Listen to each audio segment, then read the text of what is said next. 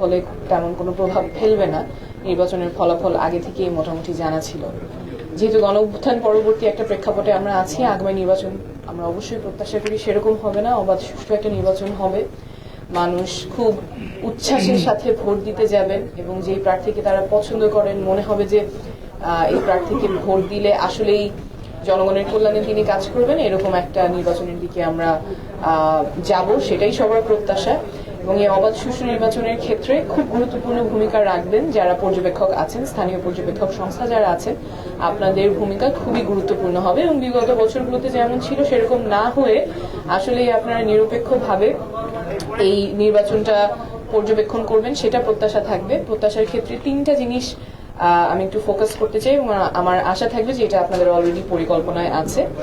প্রথম হচ্ছে আপনারা ইন্টিগ্রিটির সাথে পর্যবেক্ষণটা করবেন, সততার সাথে করবেন। কোনো ধরনের প্রভাব, দল মত সেসবের প্রভাব মুক্ত হয়ে শুধুমাত্র সুষ্ঠু নির্বাচনের জন্য যে পর্যবেক্ষণ করা প্রয়োজন সেই প্রিন্সিপালটা নিয়ে আপনারা কাজ করবেন।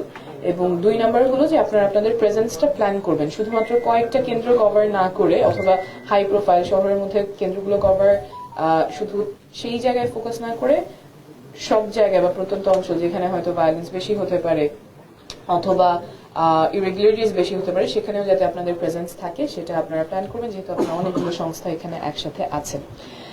আর শেষ যে প্রিন্সিপালটা আমরা আশা করবো সেটা হচ্ছে আপনারা যাই পর্যবেক্ষণ করেন, সেটা ভালো হোক খারাপ হোক, আপনারা সময় মতো সেটা রিপোর্ট করবেন, কারণ সেটা আমাদের জন্য খুবই গুরুত্বপূর্ণ হবে। আপনাদের যে রিপোর্টিংটা থাকবে, আপনারা কি দেখছেন, যেটা দেখছেন সেটা সৎভাবে রিপোর্ট করবেন এবং সব জায়গায় যাতে আপনারা দেখতে পারেন, সব জায়গায় না হলে প্রায় সব জায়গায় যাতে আপনারা পর্যবেক্ষণ করতে পারেন নিরপেক্ষভাবে, সৎভাবে, কোনো ইনফ্লুয়েন্সে না, শুধুমাত্র জনগণের জন্য আপনারা যাতে নির্বাচনটা পর্যবেক্ষণ করতে পারেন, এটাই আমার মনে হয় সবার প্রত্যাশা থাকবে।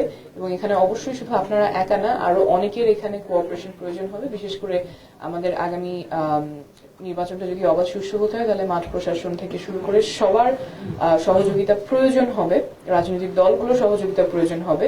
তবে আপনাদের ভূমিকা অনেক গুরুত্বপূর্ণ থাকবে এবং সব স্টেক হোল্ডার যদি তাদের ভূমিকা এবং রোলগুলো দায়িত্বের সাথে পালন করেন তাহলে আমার মনে হয় আমরা একটা সুন্দর পরিবেশে নির্বাচনটা হতে দেখব।